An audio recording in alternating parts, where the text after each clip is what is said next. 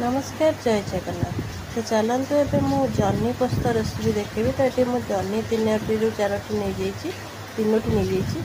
तो ये भल कि पानी से धोईदे। आलू भी क्वांटिटी कम नहीं जन्नी ठार गोटे बड़ आलू भल कि धोई देकी काटा। आगे पोस्त बतुरे देती, पोस्त सागे अल्प टे सोरिष जीरा गोटे लंका बतुरे देती।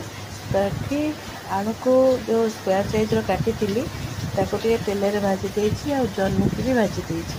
सेपटे बाटिया सोरिष पोस्त आ जीरा तो कंचा लंका सुखिला लंका भी पकई पारे आगे बाटिक रखी। तो एपटे भाजिकी काढ़ीदेला फुटण टे पकईकी पिज पकई पिज टे ब्राउन कलर है काश्मीर चिल्ली टे कलर पाई टमाटो टे देकी फ्राए करदे। तापर जो भाजिकी रखी जन्नी आलू को गोटे देकी कषिदे।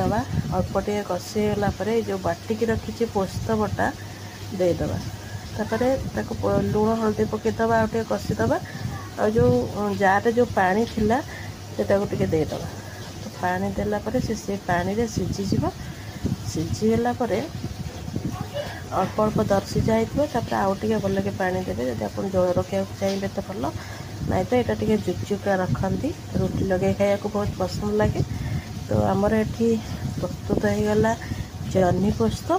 तो मुझे बाउल काटी दूसरी। आपण मानक रेसिपीटा केमती लगे मत कमेंट सेक्शन में निहाती जनइबे। तो पुणी देखा नेक्स्ट ब्लॉग रे।